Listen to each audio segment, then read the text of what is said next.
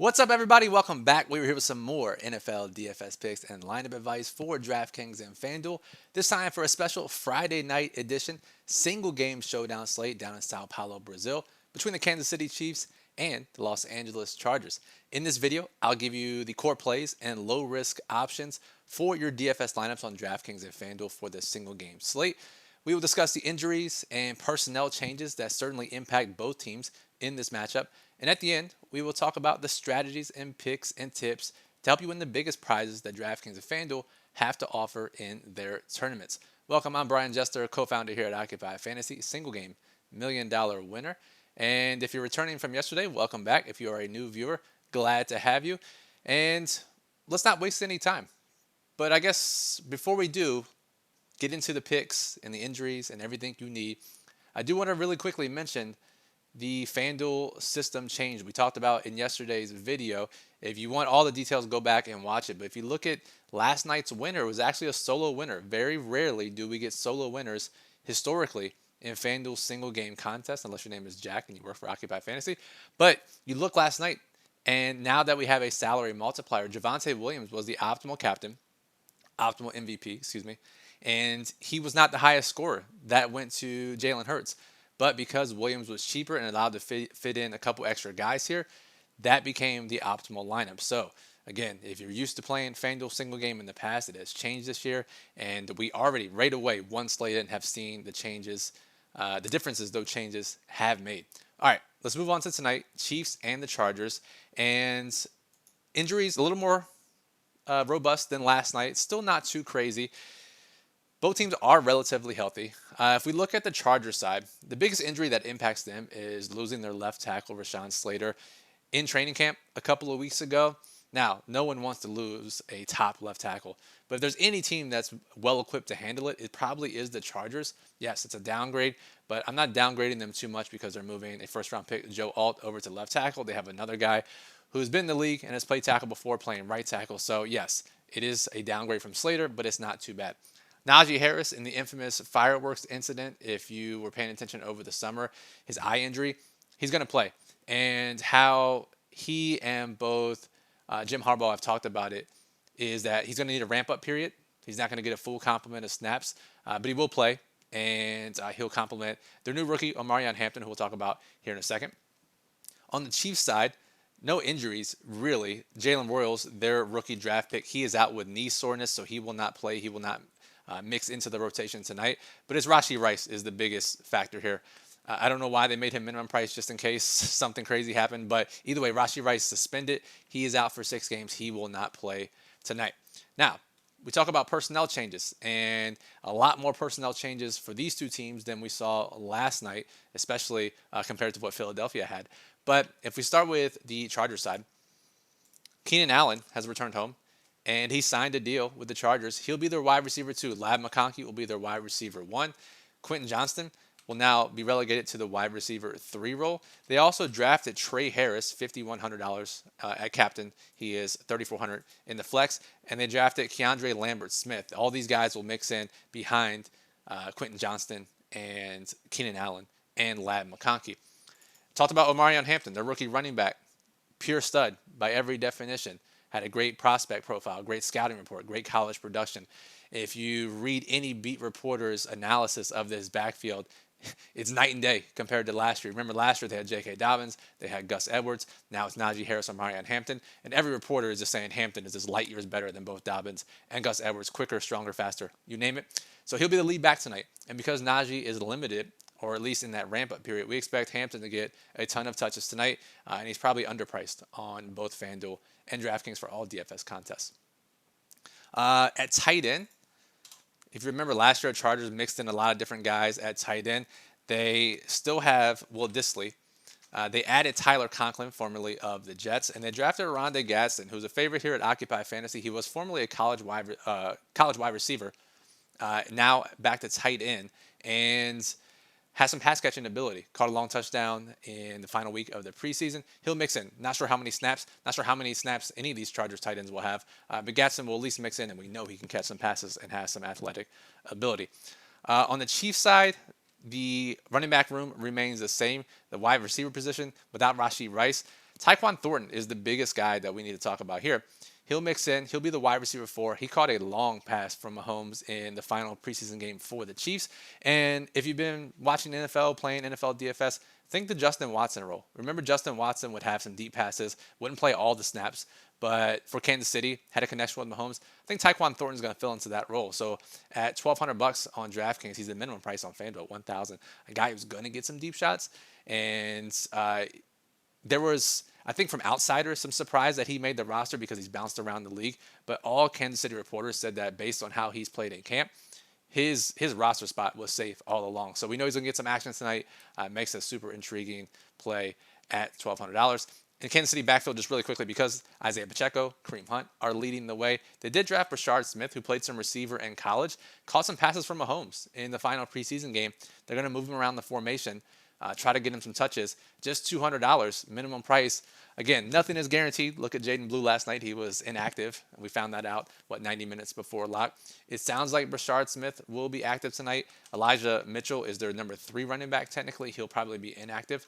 But Brashard Smith can return some kicks, catch some passes. Interesting option at $200. Okay, I think that handles all the personnel changes. Let's get into low-risk contests, 50-50s, double-ups. Head-to-heads, just have to beat half the field to double your money. And said it yesterday. We're going to say it every single slate we do these videos, where you try to lock up all the scoring. Get both quarterbacks, both running backs, try to capture as much of the scoring as you can. That worked out pretty well yesterday with the quarterbacks and Javonte Williams and Saquon Barkley. So tonight, if we try to do that, Patrick Mahomes, captain, Justin Herbert for the Chargers, Marion Hampton, the lead back for the Chargers, 8K. Then you have a decision to make. Isaiah Pacheco is $7,600. Kareem Hunt, who's going to mix in the running back 2, 1B, however you want to call it, he's only $3,600. So pretty interesting. You can go either way. If you went with Kareem Hunt, that leaves you $6,800 left per player. You could go someone like Ladd McConkey or Xavier Worthy, who is a stud receiver, and then you can punt the final position, whether it's one of the tight ends. Let's try with Xavier Worthy. $9,000, $4,600 left per player. You could play the Chiefs defense. That's not too bad. Now, let's say if you went with Pacheco, how would that look? And I think you can, because of how soft the pricing is on the slate, and a vast difference from last night where we didn't have many cheap plays who were expected to do well. There are so many guys tonight who are going to see the field and can catch passes and get touches. So we can play multiple of those guys and feel okay about it. So if we played Pacheco here, 4,800. If you played someone like, you could go double running back. Then you could play Hollywood Brown, one of the kickers. You could go down. Noah Gray will be extremely popular, who's going to see probably a couple targets as the tight end too. That leaves you 8K. Doesn't really help you do much. But what I was playing around with this morning in our lineup builder, I found, yes, we want this core 4 probably, or at least this core 3. But Mahomes, right, we know he hasn't been the Mahomes in terms of fantasy production the last couple of years. And we know Hampton's going to get a ton of touches. What if we swap these two guys? Big salary savings. We play Hampton at captain. We play Mahomes. Then we play Pacheco. That leaves us $5,300 left per player. We could go double kicker. If we went with a cheap option, Noah Gray, 9K. We can get up to Xavier Worthy. So I really like this idea of captaining Omarion Hampton tonight on DraftKings. And we actually get the same sort of setup over on FanDuel. Let's go to FanDuel, right? So we try to get the core 4, right? We play Mahomes. We play Justin Herbert. We play Isaiah Pacheco. And we look at how cheap Omarion Hampton is, $6,400. Basically the Javonte Williams treatment, but we know Omarion's getting the touches. Najee Harris, for some reason, is 8K priced higher than him. So we go down, we play Hampton. That leaves $6,400 left per player. If we went the cheap plus stud option, let's just say we go Noah Gray, $3,400. I'm not saying we have to. That doesn't give us much. Let's get Noah Gray out of here. Can we go further down? Brashard Smith, $1,600. We talked about Tyquan Thornton, $1,000. Then we could play Xavier Worthy. I like that. But if you want to go a little more balanced, let's swap these two guys. And again, because of the salary multiplier now, we don't have to have the highest score, right? It allows us to fit in more guys. So we play Omarion Hampton at MVP. We play Patrick Mahomes at flex. Now we have $8,100 left per player. We could fit in both kickers, right? Dicker, Harrison Bucker, Dicker, Chiefs, Bucker, Chiefs, whatever it may be. Or if we try to fit in, let's say, Ladd McConkey, now we could play Noah Gray if we wanted to. We could play Juju Smith-Schuster, who we'll talk about here in a second. So lots of ways to play it, but Omarion Hampton really raises the floor of your lineup by playing him at MVP. And again, If you're the type of person that says, I need to lock in as many points as possible, and you play Mahomes, that is certainly a viable route as well. All this to say, there are many ways you can play low-risk contests tonight, and as long as you get these core players in, the running backs, the quarterbacks, and then one or two of the values, you can easily make it work, whichever site you're playing on. All right, let's go back to DraftKings. And before we get to the high-risk contests, a lot of you are here for that, for how to win the biggest prizes on DraftKings and FanDuel. Just a quick reminder that this video is brought to you by the tools at OccupyFantasy.com. Our daily plug is already up for Friday. Yes, our daily plug that goes over our rankings and our strategy tips and slate notes. Chuck, one of our writers, did a fantastic job in this plug. It's already up and running. You can go check it out after you watch this video. And he goes into way more detail than I do in this video in terms of slate notes and usage. So make sure you go check it out. As long as contest-specific lineup construction tips, go check it out. Our model's up and running. Projected ownership is up and running for tonight. Our lineup builder is up and running. Everything you need, Occupy Fantasy, as low as $7 per week. And we got to get in the patented water sip section. Let's get hydrated. We'll double tap it and be ready for the second half of this video. Again, if you want to support the video, support the channel, give a thumbs up. If you want a more creative way, just drop some water emojis in the comments. Surprisingly, that also helps the video in the algorithm. So water emojis if you enjoy the water break. All right, high risk. Leagues, GPPs, satellites have to beat a lot of people to win a lot of money, exponential payouts. So let's think about some ideas. Let's talk through some of the players here. And again, as I said last night, this is a time to take shots on unknowns or going against what quote unquote is known, because it's early in the season. We don't know exactly. We don't know how the Los Angeles running back room is going to necessarily shake out in terms of touches, how many snaps the wide receivers are going to play. We don't know about how many snaps the Kansas City wide receivers are going to play, how Hunt and Pacheco is going to get split up. Lots of unknowns. Lean into the uncertainty here. And if the field is leaning one way, don't be afraid to lean the other way, especially when the ownership is in your favor. All right. The biggest takeaway for tonight, though, is that the pricing is extremely soft. As you saw in low risk, you can fit in basically whoever you want. And there are a lot of options. And because there are so many options and because the pricing is soft, we will actually get lowered ownership on the kickers and defenses. So Cameron Dicker, Harrison Butker, they might eclipse 20% in some contests, but they're going to hover around that mark, not like we saw last night with Jake Elliott and Brandon Aubrey. Same goes for FanDuel. We have the Chiefs and the Chargers. Again, when there's so many options beneath them that are guaranteed to score points, two good offenses, no one's going to want to play the defenses. They're both sub 10% owned. Did it work out last night? No. But when defenses work out, you end up with more unique lineups and an easier path to get to the top of contests. In fact, the $1 million that I won had a defense in it. So consider the Chiefs and Chargers tonight if you're looking for a low-owned play in that middle range. Now let's look below the kickers and defenses, and let's just talk through all the cheap plays. That way you have an understanding whether you're betting props, parlays, pick'em sites, or you're just playing DFS, who these guys are, how we expect them to be used, what we expect their ownership to be in most contests. So we start below. Butker, Chiefs, Chargers, Dicker. Let's go down. And we'll go with Kareem Hunt. Now, going to split touches with Pacheco. He got the first goal line look in preseason week 3 over Pacheco. Does it mean anything? Not necessarily. But they're talking about him having a full offseason after just coming up off the couch and replacing Pacheco last year. Sounds like they're going to use him, I wouldn't say interchangeably, but decent enough to where the price gap should not be $3,600 versus, $7,600. So Hunt, he'll hover around that, what we call the high owned mark, 20%, depending on the contest, depending on what industry projection is put out. But Hunt, a great option at $3,600, going to get touches, might get some goal line work, we'll get some passing game work. Trey Harris, we talked about. Don't really know. He was slated to be the wide receiver 3 before Keenan Allen signed. A lot of people were excited about his prospects this summer before Keenan signed. He'll be the wide receiver 4 probably tonight. He'll get some routes. As we saw with Jahan Dotson last night, you don't necessarily need a lot of targets to enter the optimal lineup. So Trey Harris, virtually unowned tonight. So if you're looking for a low-owned deep shot option like Trey Harris, Juju, and I don't want to get too ahead of myself, even though he is the cover boy of this video today, probably my favorite option of anybody below the kickers and defenses on both sites. We look at what he did last year. Yes, different circumstances, but when Rashid left the first game back, Juju took over his role, had 7 catches, 130 yards, absolutely broke that showdown slate he was on. They asked Andy Reid about Juju and Rashid's absence and Jalen Royals being out, and he said Juju can absolutely step into Rashid Rice's role. Patrick Mahomes trusts him, is going to throw to him. He was playing with Mahomes and starters every time Mahomes was out in the preseason. Basically, ownership and projections are telling us that Hollywood Brown is the better play. $5,800.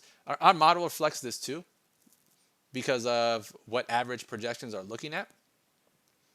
But it wouldn't shock me whatsoever.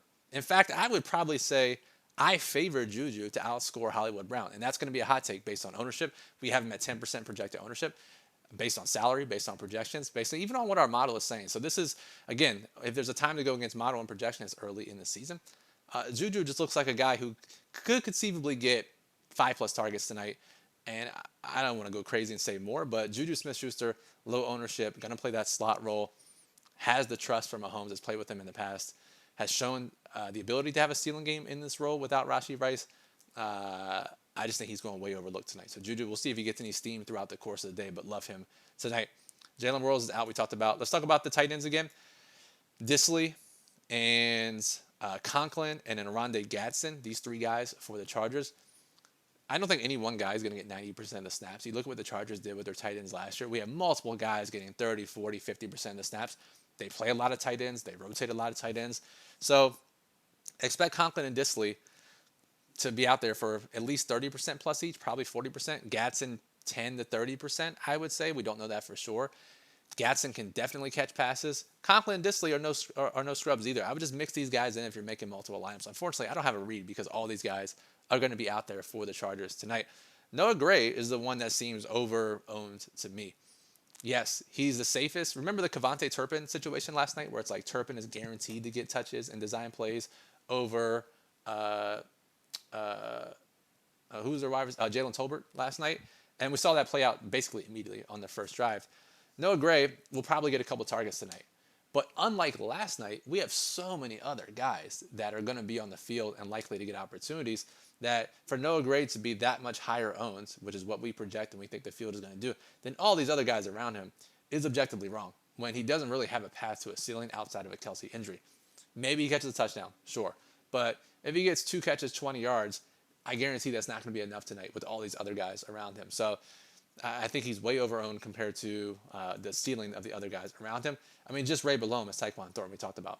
Likely to get deep shots. The coaching staff is loving him. Mahomes loves him. Caught the deep pass from Mahomes. You get Justin Watson versus Noah Gray. Just have that in your mind if you played Chiefs showdown slates in the past.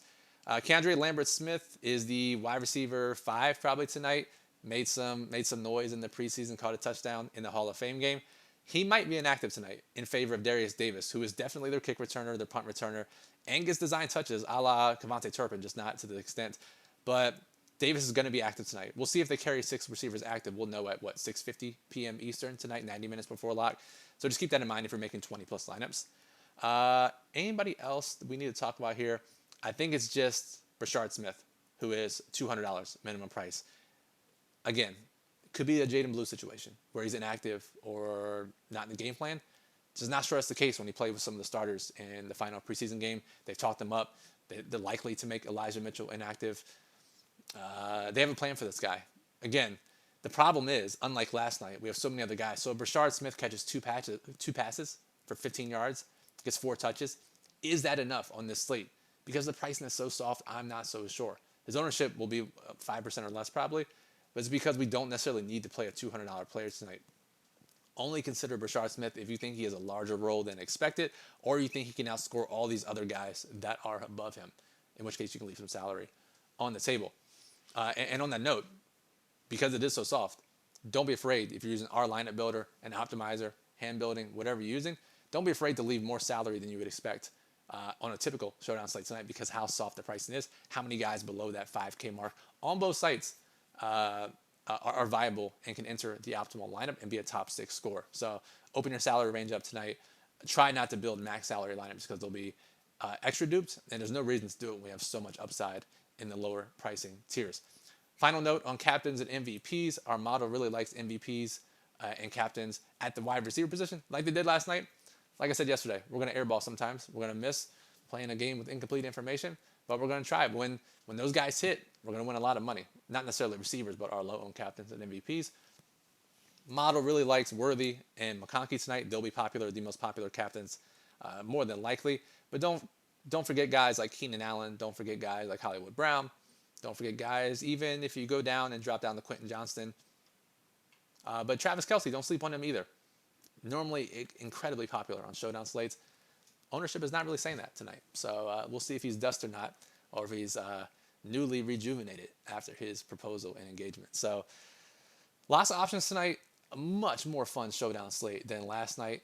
Weekend schedule. Chris, our NFL manager, will post a video tonight for the main slate on Sunday. So his top plays, low risk, high risk, lineup construction tips. Mega video comes out tonight. That'll be out every single Friday night for the main slate. Chuck, who wrote the Daily Plug tonight, he's also writing the Sunday night Daily Plug for the Sunday night Showdown slate. He'll have a live stream here on the channel on Sunday afternoon. Time TBD, so make sure you're subscribed here. It's free to do so. Just click subscribe. You'll be notified whenever we go live or upload videos. I'll be back on Monday for the Monday night Showdown slate. So that'll do it for this video. Any questions, comment on the video below. Give us a thumbs up or a water emoji in the comments. And check out OccupyFantasy.com. If you like what you see here, I guarantee you will love all the tools and the content you see on the site. Memberships as low as $7 per week. So I'm Brian for Occupy. Thank you for listening. Good luck and enjoy tonight's Chiefs and Chargers Showdown slate.